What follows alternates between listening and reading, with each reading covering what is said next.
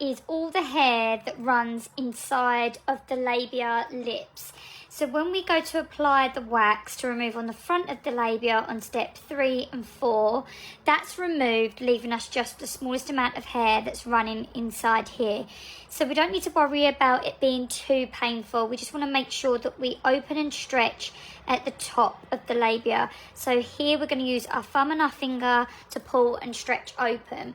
While we're doing this, we're obviously going to apply the wax down in the direction of the hair growth on either side. We do that one step at a time so it doesn't get stuck together, using your finger or your spatula to move whatever you need to in the middle away.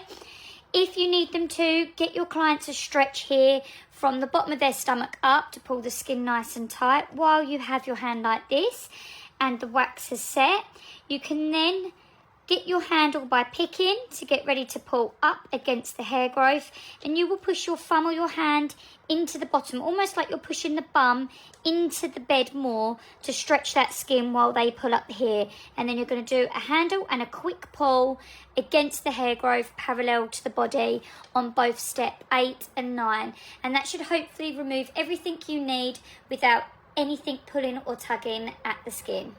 If you're still struggling to do your Brazilians in under 15 minutes, you're missing out on money and potential clients. Today I will be showing you guys a technique that will help you to really get your time down when it comes to your Brazilians. For me, Brazilian waxes shouldn't feel rushed, but they also shouldn't be taking you over 20 minutes to do. It's not the most comfortable service, but it can be if you are utilizing your time and getting your client in and out. So when finding the proper technique, you want to kind of work in sections. I like to always start with the bikini line. So I will then lay a strip and then I will proceed to the other side and lay that strip as well. While this strip right here that I'm applying dries, I go ahead and pull up on the other strip that I laid to the other side. You always want to pull parallel to the skin, not straight up, or you will damage the skin. Once you completely pull those two strips off, I already laid the top strip, so just completely ignore that, but you do want to go to the top strip and lay those strips up there, and then you can move on to the labias. When I am doing the labias, I lay one labia at a time, and then I will go to my other bikini side and I will lay my cleanup strip for the bikini line. Then I will lay my other labia and do the same exact thing to the other side.